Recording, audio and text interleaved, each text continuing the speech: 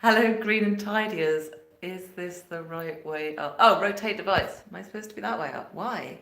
I don't know why. Anyway, I was about to say this is a bit of an experiment, so I don't know why it wants me to have it this way up. Anyway, hi.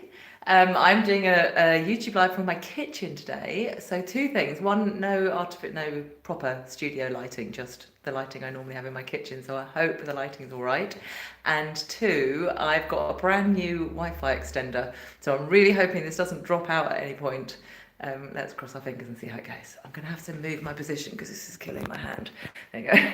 That's better. Okay. And the reason we're in my kitchen is because I want to talk to you about herbs and spices. Do you have a nightmare storing all your herbs and spices? Have you got tons of different herbs and spices jammed in a drawer or on a shelf, and you can never find the ones that you want, and half of them have gone out of date, and you've got 3 jars of cumin, but you don't know if you've got a jar of coriander in there, etc., etc. So here's my tips for storing herbs and spices. Actually, before I do that, I always do this, don't I? I was going to say, the last video that I made, last YouTube live that I made, I gave you a challenge to let 5 things go, to donate 5 things, so not just to throw them away, but you had to find 5 things to give to charity or put on Freecycle or Freegal or whatever.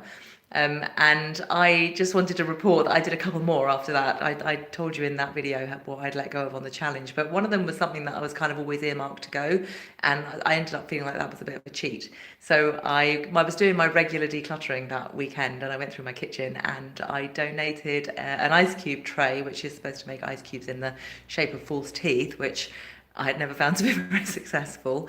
And also, a knife sharpener. I already had another one, and nobody needs 2 knife sharpeners. And they both went within the day on Freegal, so that was really great. So that was an update on that. Okay, I'm just going to start my little prompt sheet that tells me what I want to remember to say to you. Is there anything else?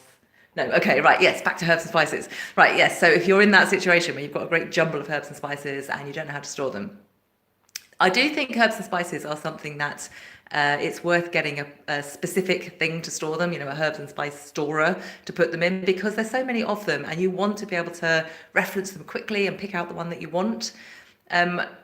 If you haven't got, well, I'm going to show you what I do in a minute, but one thing you can do obviously is have a rotating thing that goes on your work surface, or something like that, and that's quite a good solution. The only trouble with it is, of course, it takes up space. So my absolute favourite is a wall-mounted shelf. So they're off any work counters, but you can see really clearly which ones that you've got. And then even better, to stop them just being like a dust trap, what I do is I have them inside a cupboard. So there's my herbs and spices on a shelves inside a cupboard. Now, really important to make sure that you line the shelves up with the shelves of the herb and spice things, so you can still shut your cupboard door. Make sure you do that. And then the other thing, a couple of things to say about this, although I do really like my herb and spice rack, there's 2 things I don't like about it. So there's a little bit of a case of what my mum always says, which is do as I do, not as I tell. Sorry, do as I tell you. Don't do as I do as I tell you. That's it. Which is 2 things about this. One is these are particular pots, which are made to go with this shelf, are smaller than the standard size herbs and spices that you buy in supermarkets. So that means I have to put some into these jars and then have a backup set to top the jars up somewhere else, which is really annoying. So don't make that mistake.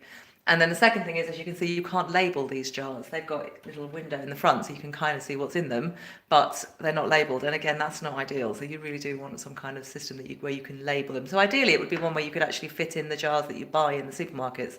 That didn't work with my arrangement of shelves, but it may do for you.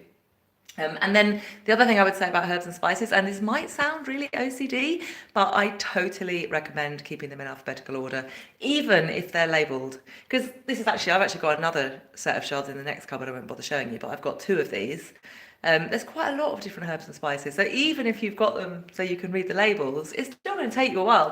Which one? It really doesn't take 2 minutes to get them in alphabetical order, and then just have it as a discipline to keep them in alphabetical order once you've done that. So that's my recommendation. Some kind of shelving system off your counters, ideally inside a cupboard. Make sure you can still close the cupboard.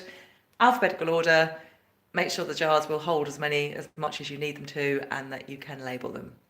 Comment below with your thoughts on how to store herbs and spices, or any other challenges you have with storage or decluttering, because I love suggestions for what to make videos about. Please do give me a thumbs up. Comment below, share the video. That's so helpful to me when you like, comment and or share. And I will see you in the next YouTube live. Bye for now. Now I have to work out how to turn it off on my phone. I never know how to do that. Like that maybe?